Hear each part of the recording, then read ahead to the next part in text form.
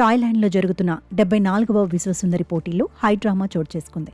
ఏకంగా ఆతిథ్య దేశానికి చెందిన అధికారికే మెక్సికో సుందరికి మధ్య తీవ్ర వాగ్వాదం జరిగింది. ఈ గొడవ చివరికి క్షమాపణలు చెప్పేదాకా వెళ్ళింది. ముఖ్యంగా ఈ రచ్చ మొత్తం ఫేస్బుక్లో లైవ్ స్ట్రీమింగ్ కావడం, అది నెట్టింట్లో వైరల్ కావడంతో ఈ విషయం ఇప్పుడు ప్రపంచవ్యాప్తంగా హాట్ టాపిక్ అయింది. అందాల పోటీల్లో ఇంత పెద్ద గొడవ జరగడం అందరినీ ఆశ్చర్యపరిచింది.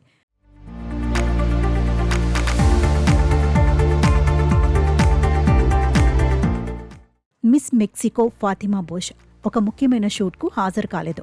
దీనిపై Miss Universe Thailand national director, organization executive director అయిన నవాత్ ఆమెను ప్రశ్నించారు.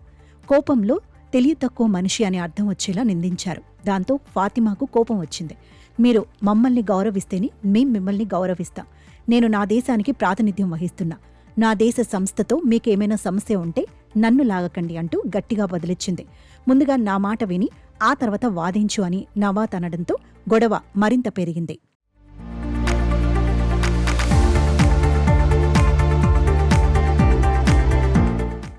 ఈ తీవ్ర వాగ్వాదం తర్వాత ఫాతిమాతో పాటు మరికొన్ని దేశాల పోటీదారులు వెంటనే వేదిక నుంచి వాకౌట్ చేశారు. బయటికి వచ్చి ఫాతిమా తన అసహనాన్ని వ్యక్తం చేసింది. ఈ మొత్తం విషయం లైవ్లో ప్రసారం కావడంతో నవాత్పై పెద్ద ఎత్తున విమర్శలొచ్చాయి.